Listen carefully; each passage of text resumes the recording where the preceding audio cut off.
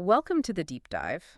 If you're listening to this, you likely already know that when we picture absolute power, we usually picture a fortress. Right, like thick stone walls, massive standing armies. Exactly. You imagine this absolute, unyielding control over a population.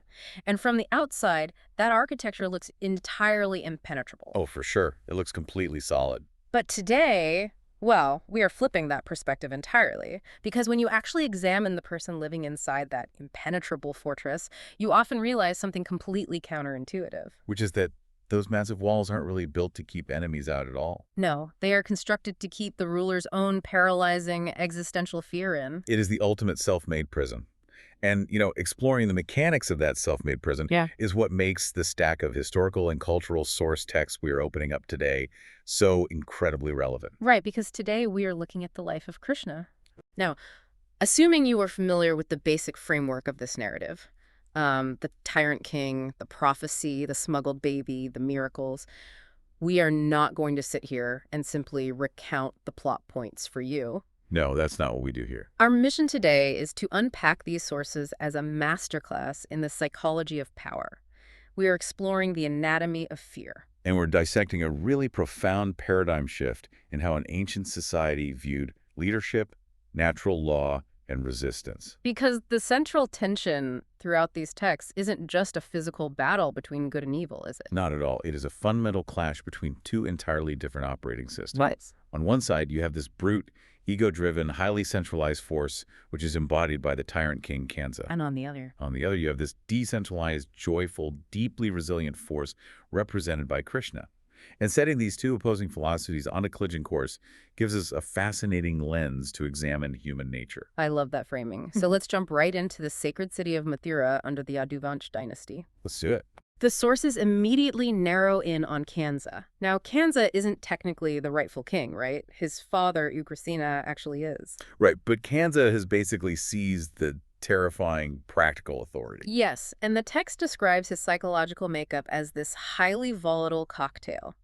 It's extreme arrogance masking a profound, deep-seated insecurity. Which is always a dangerous mix. Absolutely. And the narrative introduces this specifically on the wedding day of his sister, Devaki, to a man named Vasudeva. And the contrast the texts establish in this opening scene is vital for understanding everything that follows. How so? Well, Kansa represents the instability of ego. Vasudeva and Devaki, conversely, represent grounding, truth, and duty. Which is a concept referred to in the text as dharma, right? Exactly, Dharma. But what makes the opening scene so compelling is that Kansa isn't acting like a tyrant at this exact moment. Right, he's actually acting the part of the doting older brother. He is. He's physically driving his sister's wedding chariot through the cheering crowds of Mathura. He literally holds the reins. He is the picture of control and benevolent authority. Right up until the inciting incident shatters that illusion. Yes. The texts describe an Akashvani, a divine voice from the sky, interrupting the procession. And this voice delivers a hyper-specific prophecy directly to Kansa. It states that the 8th son of this very sister, the one sitting in the chariot, will be the cause of his death. Notice the immediacy of Kansa's psychological collapse here. The narrative explicitly points out that his heart trembles. Yeah, the affection he supposedly had for his sister just evaporates. In a fraction of a second. It's replaced entirely by murderous intent. He actually draws his sword to execute Devaki right there in the chariot. Which is wild. It really exposes the absolute fragility of ego-driven power. The instant his total control is threatened by a variable he didn't foresee, his humanity just vanishes. Let me pause you there, because the mechanics of this reaction are so fascinating. Yeah, let's unpack it. Imagine a dictator who is just told there's a microscopic crack in his massive dam. Instead of analyzing the structure, he panics. Right. He tries to plug this high-pressure leak with his bare hands. Exactly. So how does this immediate violent paranoia functionally force Kansa to create the very enemy he's trying to avoid? Well, by attempting to murder his way out of fate, Kansa initiates a chain reaction. He forces Vasudeva into an impossible diplomatic corner. Because Vasudeva has to save his bride from being executed on her wedding day. Right, and he doesn't draw a weapon to do it. He uses the only leverage he has, which is his unshakable commitment to his word. He tells Kansa that the threat isn't Devaki. Exactly. The threat is her future children. So Vasudeva promises to hand over every single child they have the moment it is born. I always struggle with this specific bargain when reading the sources. It's definitely a tough one to swallow. Yeah, to modern sensibilities, a father offering up his future children to a tyrant sounds abhorrent. How do the texts justify this as an act of wisdom or dharma? It requires looking at it through the philosophical lens of the era. Vasudeva is operating under the strict parameters of absolute truth. Okay. He is managing the immediate, undeniable crisis. Which is a sword at his wife's throat. Right. He's managing that with a long-term, agonizing strategic sacrifice. And Kanza accepts this bargain because, in a tyrant's mind, a physical guarantee is a solved problem. He strips them of their status, locks them in the darkest dungeon of Masura, and believes he has completely controlled the variables. He has the mother, the father, and the location locked down. But locking them up doesn't actually halt the prophecy. No, not at all. It just ensures that the prophesied rebellion is born in an incubator of absolute, suffocating darkness. The sources paint this prison as a place of just agonizing uncertainty. Devaki gives birth, and Vasudeva, bound by that vow, hands his firstborn to Kansa. And Kansa executes the infant without a second thought. Which is just horrific, and this cycle repeats 6 times. 6 children born, 6 children murdered. And through this entire trauma, the texts highlight that Devaki and Vasudeva maintain their silence and their faith. We really have to analyze the literary function of that silence, I think. We do. In the context of these historical epics, keeping one's word when the universe appears entirely devoid of justice is framed as the ultimate test of human stoicism. Because Kansa is trying to break them. Right, exactly. He wants to force them to abandon their moral framework. Devaki's repeated heartbreak and Vasudeva's agonizing compliance demonstrate a profound resilience. They endure the absolute worst of authoritarian cruelty without allowing it to corrupt their own internal architecture. The tyrant controls their bodies, but he fails entirely to colonize their minds. So Kansa thinks his system is foolproof. But then the narrative introduces a structural anomaly with the 7th pregnancy. Right, things start to shift. Through a divine illusion, the text states this child is transferred from Devaki's womb in the prison to the womb of Rohini, who is another of Vasudeva's wives, living secretly in the pastoral village of Gokul. And this child becomes Balarama, but Kansa simply assumes it was a miscarriage. Which is the first critical failure of Kansa's surveillance state. Because he's only looking for a physical birth. Exactly. So he entirely misses the metaphysical maneuver. He is blind to anything that operates outside his rigid parameters of physical force. Which perfectly sets the stage for the midnight arrival of the 8th child. It does. And the text sets this scene with incredible atmospheric detail. It's midnight. The dungeon is pitch black, but there is a sudden atmospheric shift. Devaki gives birth to Krishna, who the sources identify as the avatar of Lord Vishnu, manifesting specifically to destroy a dharma. Injustice and chaos, basically. Right. And the imagery here is striking. The human-made darkness of Kansa's fear is pierced by a radiant, otherworldly light emanating from the newborn. The juxtaposition there is so heavily intentional. Absolutely. You have the absolute apex of artificial constraint. Iron chains, stone walls, armed guards. Right. Suddenly confronted by an undeniable, innate truth. And what happens next completely dismantles the illusion of Kansa's authority. The heavy iron doors just swing open, the guards fall into an unnatural sleep. Vasudeva's chains simply fall off his wrists. It's a sequence that suggests the infrastructure of tyranny cannot actually hold up against the arrival of genuine cosmic balance. Vasudeva realizes the system has momentarily crashed, so he puts the newborn in a basket, places it on his head, and walks out of the fortress. But the external environment presents an entirely different challenge. Yeah. A torrential storm is raging, and the Yamuna River is flooded, wildly overflowing its banks. If we look at the mythological tropes operating here, the river crossing is a profound narrative device. We see it across various cultures, right? Oh, everywhere. Think of the Red Sea in the biblical tradition. The river acts as a boundary between two worlds. And the Yamuna is wild, chaotic, and dangerous. But unlike Kansa's guards, nature is not operating out of malice. As Vasudeva steps into the flooded river, the waters actually part to create a walkable path.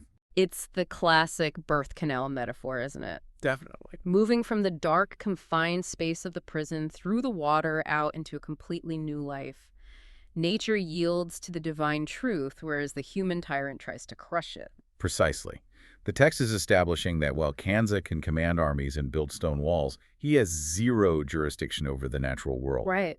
Vasudeva's crossing, transfers the ultimate political threat out of a militarized zone and into an agrarian, nature-bound sanctuary. And Kanza, sitting in his sterile stone palace, fundamentally lacks the vocabulary to understand or control the natural environment of Gokul. He really does. So Vasudeva makes it across. He enters the home of Nanda and Yashoda in Gokul, who have just had a baby girl. He swaps the infants, leaving Krishna and taking the baby girl back across the river. Back into the dungeon, and the moment he steps back inside, the Matrix reboots. The doors lock, the chains reattach, the guards wake up. Kanza is notified, rushes down, and is confused to find a girl.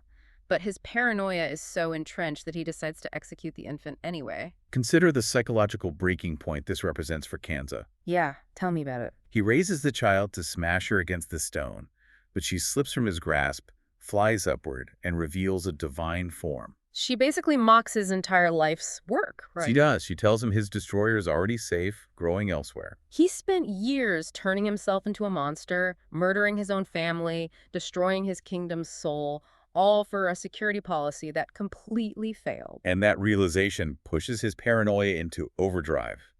He no longer has a specific target. So his only option is asymmetrical warfare against an unknown enemy in the countryside. Right. He begins sending demonic agents to scour the villages. Which brings us to the village of Gokul, and this is where the sources shift tone dramatically. It's a huge shift. We go from a claustrophobic political thriller to what feels almost like a pastoral, supernatural, coming-of-age story. Gokul is an economy based entirely on cows, farming, and community. Krishna is raised by Nanda and Yashoda, completely unaware of his cosmic identity, but Kanza's assassins start arriving. And I want to dig into these specific assassination attempts because they don't seem random. They aren't. Each demon sent by Kanza represents a specific conceptual threat to the development of a pure society. Take the first assassin, Putana. Putana doesn't attack with an army. The text says she uses illusion. She disguises herself as a beautiful maternal figure walking right into Gokul. Everyone trusts her. She picks up the infant Krishna to nurse him with breast milk laced with a deadly toxin. Etymologically, the name Putana connects to putrefaction or foulness. Oh, interesting. Historically, in an agrarian society, she represents the terrifying reality of infant mortality and invisible disease. And philosophically. Philosophically, she represents the danger of deceptive appearances. The idea that toxic intent often wraps itself in the guise of nurturing or care. But the infant Krishna sees through the illusion. Right. He drains her very life force, shattering her beautiful disguise to reveal her monstrous true form. The next major threat the sources detail is Sakatasura, the cart demon. This one is fascinating. Krishna is just a baby lying under a massive, heavy wooden cart.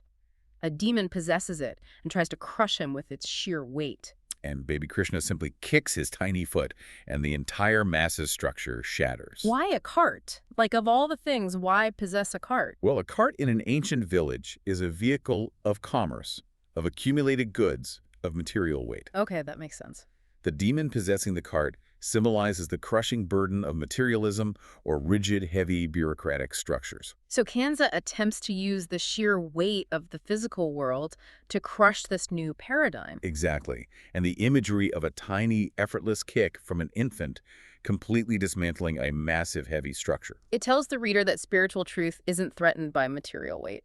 You hit the nail on the head. And then there's Trinavarta, the tornado demon. Right. He sweeps into the village, blinding everyone with dust, and sucks baby Krishna up into the stratosphere. A tornado is such a blinding, distorting force. It represents the blinding nature of arrogance and ego.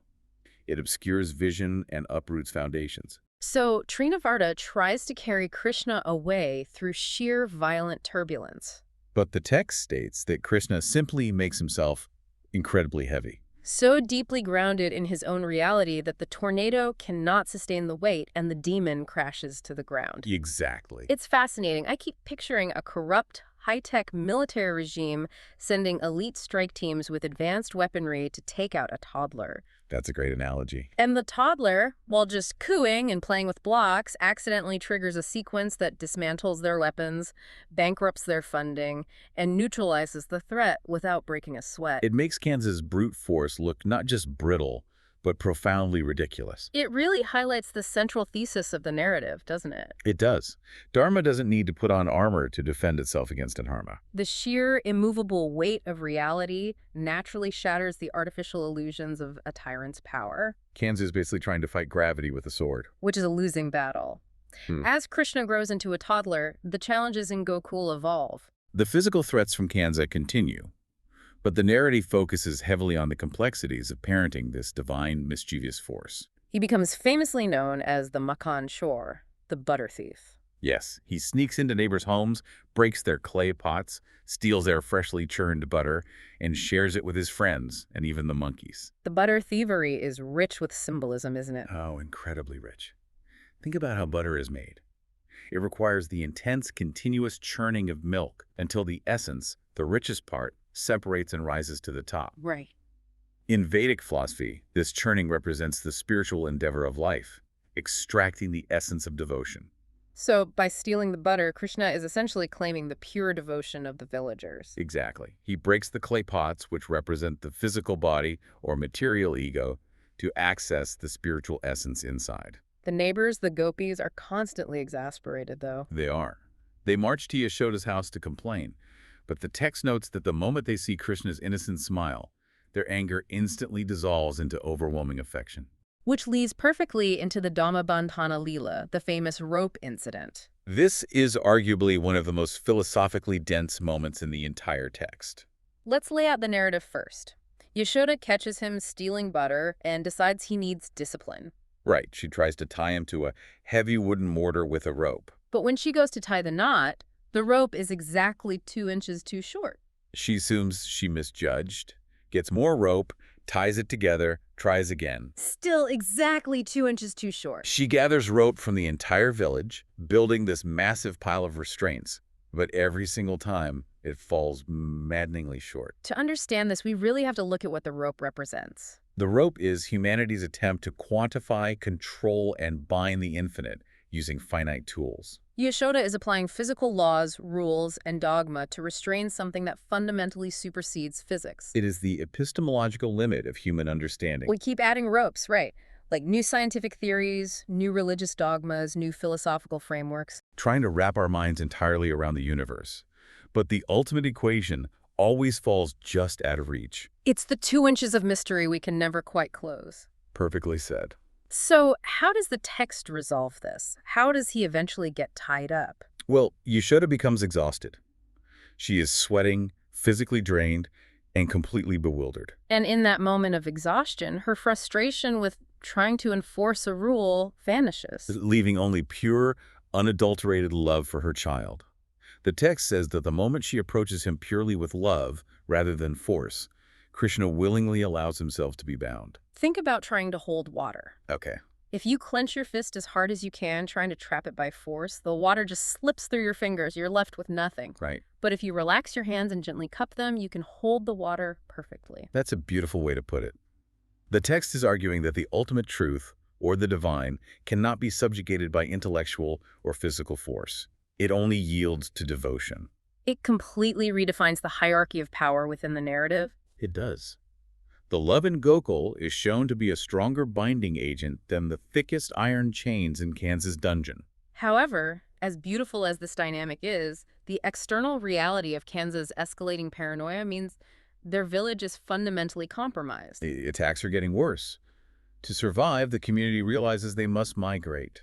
And so the entire agrarian society packs up and moves deeper into the natural sanctuary. To the lush forests of Vrindavan. And the sources describe Vrindavan not just as a location, but as a vibrant, perfectly balanced ecosystem. This is where Krishna enters adolescence, playing his flute and mesmerizing the wildlife. But Vrindavan has its own distinct threats. These aren't assassins sent by a king, they are environmental crises. The first major one being Kaliya Naga. Right. Kaliya is a massive, multi-headed, highly venomous serpent who takes up residence in a specific bend of the Yamuna River. His venom is so intensely toxic that the water boils, the surrounding air becomes poisonous, and the text describes birds dropping dead from the sky just flying over it. It becomes an ecological dead zone. And the villagers are paralyzed by fear, completely cut off from a vital section of their water source. Krishna doesn't negotiate with it. He climbs a tree, dives directly into the boiling, toxic water and confronts the serpent. Kalia attacks, wrapping him in its coils, trying to pump him full of venom. But Krishna slips out, leaps onto the snake's multiple hoods, and begins to dance. And the imagery of the cosmic dance is crucial here. With every step, he is systematically crushing the arrogance and the literal toxicity out of Kalia. The snake is eventually exhausted, vomiting blood, and begs for its life. Krishna spares him but banishes him to the ocean, instantly purifying the river. Wait, let me push back on this a bit. Go for it. A skeptic reading this might say, sure, it's a cool miracle, but isn't Krishna essentially just acting as a turf warrior here? He's protecting his people's assets by fighting off a rival predator. That's a vital question. How did the text differentiate this from just ancient gang warfare over a water source? Yeah, exactly. They differentiate it through the result and the intent. Krishna doesn't claim the river for himself, nor does he build a fortress around it to charge his people for access. He removes the hoarding toxic element and restores the river as a shared, pure resource for the entire ecosystem. He is acting as an environmental steward. In the ancient context, a tyrant hoards resources through fear. Which is exactly what Cleo was doing. Right. A true leader, governed by Dharma, ensures the flow of resources to sustain life. And that idea of environmental stewardship explodes into open rebellion in the most famous Vrindavan narrative. The lifting of Govardhan Hill. This incident represents a massive socio-theological paradigm shift, doesn't it? It really does. The text outlines a deeply ingrained tradition where the villagers gather massive amounts of food and resources for an elaborate annual sacrifice. To appease Indra, the Vedic king of the gods and lord of rain. And the text is explicitly clear about why they do this. It isn't out of love or profound respect. It's a protection racket. Exactly. They believe if they don't pay off Indra, he will withhold the rain, their crops will scorch, their cows will die, and the village will starve. It is an economy entirely based on divine extortion. Then, an adolescent Krishna gathers the village elders, including his father Nanda, and challenges this ancient dogma. He asks a very practical, almost secular question. He's like, why are we pouring our resources into a fire for an invisible sky god out of fear? Right. He says, look at what actually feeds our cows. Look at what physically sustains our economy. It's the forest, it's the grass, it's Govardhan Hill. Our duty is to revere the immediate natural environment that tangibly supports us. This is like a young community organizer standing up in a town hall and convincing the entire town to stop paying protection money to the local mob boss. That is exactly what it is. And instead invest those funds into a local community land trust. He is shifting their focus from a distant, fearful authority to local ecological pragmatism. And incredibly, the villagers listen. They redirect all the offerings to Govardhan Hill. And Indra's reaction completely validates Krishna's entire argument. If Indra were a truly benevolent deity, he wouldn't mind. Instead, he reacts with the furious, fragile ego of an autocrat whose authority has been bypassed. To teach them a brutal lesson, he unleashes an apocalyptic storm on Vrindavan. Hurricanes, floods, lightning strikes meant to drown the entire community and their livestock. The villagers panic, assuming their defiance has doomed them. The floodwaters are rising. And this is where Krishna performs this staggering physical feat. He walks to the massive Govardhan Hill, reaches underneath it, and lifts the entire geological formation into the air. Balancing it effortlessly on the pinky finger of his left hand. He transforms the mountain into an immense umbrella, calling the entire ecosystem, villagers, cows, wildlife, to take shelter beneath it. And he holds it there for 7 continuous days while Indra empties his entire arsenal against them. It is the ultimate display of asymmetrical resilience. Indra is throwing weapons of mass destruction, and Krishna is just standing there chatting with his friends, balancing a mountain on his pinky. Eventually, Indra runs out of clouds, the storm breaks. He realizes he has been completely outmaneuvered, his ego shatters, and he comes down to apologize. By lifting Govardhan, Krishna definitively separates the concept of true power from the concept of fear. He proves to his community that if they align themselves with truth and the natural world, they do not have to cower before any tyrant. Whether that tyrant is a human king in a stone palace or a god throwing lightning from the clouds. Exactly. But this event also serves as a catalyst for the climax of the narrative. Right, because Krishna has proven he can defend his community against both localized toxins and divine wrath. But as long as Kansa occupies the throne in Mathura, The root source of dharma remains active. To secure true stability, Krishna can't just play eternal defense in the forest. He has to take the fight to the capital. Back in Mathura, Kansa has reached peak desperation. His assassins failed. The elements failed. So he engineers a final trap. He organizes a massive, brutal wrestling tournament in Mathura. And he sends an envoy named Akrura to Vrindavan to invite Krishna and Balarama to compete. Kansa's logic is simple, right? If he can't kill them in the wild, he will bring them into his controlled arena and execute them publicly. The texts make an interesting note about Akrura. He isn't a villain. He is a righteous man who secretly despises Kansa. Kansa uses Akrura because he knows Nanda and Krishna will trust him. When Akrura delivers the invitation, Krishna immediately accepts, knowing exactly what awaits him. The departure scene from Vrindavan is described with intense emotional gravity. The pastoral childhood is definitively over. The gopis, the cowherd boys, Yashoda, they are all devastated. The narrative is shifting genres again, from a pastoral utopia back into the gritty, high-stakes political thriller of the opening chapters. As Krishna and Balarama journey back to Mathura and eventually walk through the city gates, the sources describe a profound shift in the civic atmosphere. Mathura is a wealthy city, but its citizens have been psychologically suffocated by Kansa for decades. Yet as these two young men walk the streets, the text notes they exude a specific aura that begins to crack the internalized fear of the populace. The citizens recognize almost instinctively that the balance of power is shifting. Krishna and Balarama eventually enter the arena. The arena is Kansa's absolute seat of power, packed with his guards, his loyalists, and his terrifying champion wrestlers. Primarily Chanur and Mushtik. Let's analyze the function of the arena in an authoritarian regime for a second. It's not just a sports venue. Oh, not at all. It is a theater of cruelty, designed to publicly reinforce the state's monopoly on violence. Chanur and Mushtik aren't just athletes, they are the physical embodiment of Kansa's invincibility. Precisely. Kansa's power relies entirely on the public believing that his violence cannot be matched or defeated. So when the tournament begins and the crowd watches in terror as these giant executioners engage the two young boys from the village, the expectation is a slaughter. But the reality is a completely one-sided dismantling. Balarama engages Mushtik, and Krishna takes on Chanur. Krishna effortlessly dodges Chanur's massive lumbering strikes, essentially toying with him, before decisively striking him down. Balarama simultaneously destroys Mushtik. At that exact moment, the propaganda matrix collapses. The public witnesses the invincible pillars of the regime falling to a couple of cowherd boys. The illusion shatters. The fear that acted as the mortar holding Kansa's empire together simply evaporates. Kansa is still physically alive on his throne, but his power is functionally dead. Kansa watches this from the royal box, and the sources tell us he finally experiences pure, paralyzing, existential terror. The prophecy from the chariot on his sister's wedding day is literally standing in the center of his arena. He screams for his guards to seize Krishna, but the spell is broken. The guards are hesitating. The crowd is surging. Chaos erupts. Krishna doesn't wait.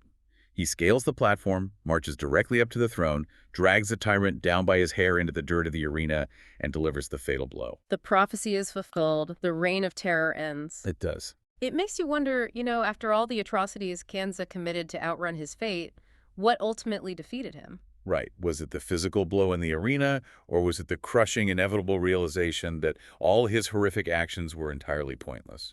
Murdering his nephews, torturing his sister, corrupting his kingdom, all for nothing. The textual philosophy suggests that his physical death was merely a formality. His true defeat occurred the moment he realized he couldn't control the universe. He built a fortress of atrocities, and it offered him zero protection against reality. Now, in almost any standard historical, epic, or mythological hero's journey, we know exactly what happens next. The conquering hero stands over the dead tyrant. The crowds go wild. He takes the crown, places it on his own head, and declares a new golden age with himself as supreme ruler. But Krishna takes a sharp left turn. The immediate aftermath of the assassination is perhaps the most revealing sequence regarding Krishna's character. He doesn't go to the throne. He goes straight down into the darkest dungeon of Mathura. He goes to free Vasudeva and Devaki. They have been locked in that trauma for decades. He physically breaks the iron chains that have held them since the opening chapter of our story. It's an incredibly moving resolution to their long, silent stoicism. But then comes the political reality. There is a massive power vacuum. Mathura needs a leader, and the public is practically begging the hero who liberated them to take the throne. But Krishna explicitly refuses.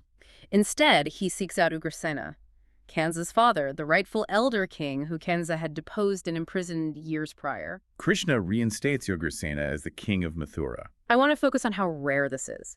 It's the equivalent of leading a highly hostile corporate takeover, successfully ousting a deeply corrupt board of directors. And then when the entire company expects you to name yourself CEO, you step aside. You hand the keys back to the most experienced, legally mandated executive so that you can go focus on the macro-level strategy of the entire industry. Why does he refuse the power he just won? Because Krishna represents an entirely different definition of power. For Kansa, power was meant for the inflation of the ego and the subjugation of others.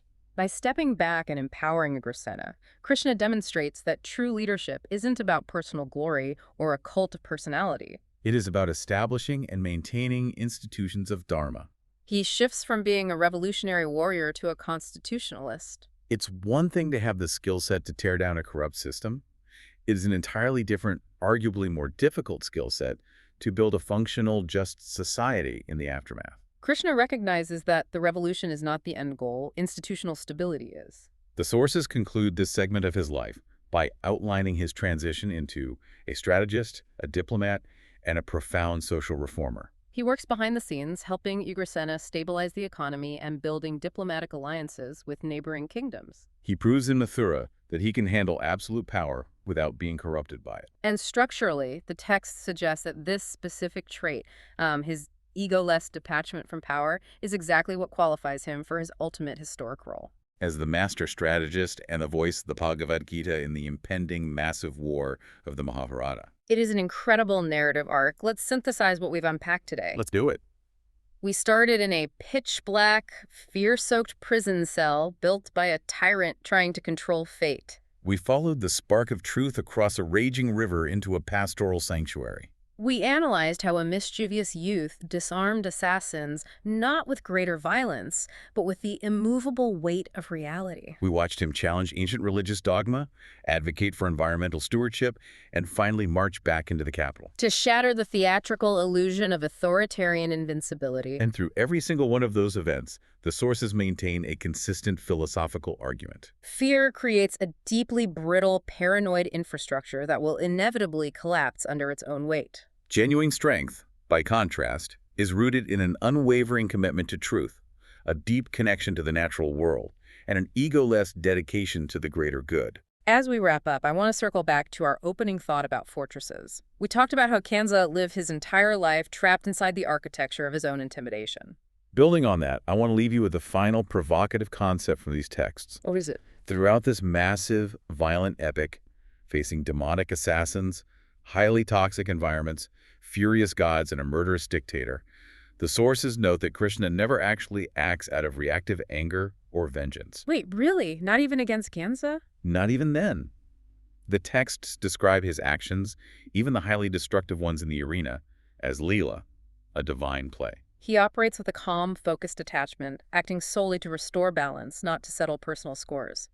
So, as you go back to your day, think about the fortresses you face in your own life, or perhaps the ones you've subconsciously built around yourself. What would it look like if you approached your biggest, most intimidating conflicts, not with the panicked, white-knuckled fear of a Kansa trying to outrun his fate, but with the calm, focused detachment of someone who already knows, deep down, that the truth is ultimately going to win? It completely changes the physics of the battle. It really does change everything. Thank you so much for joining us on this deep dive.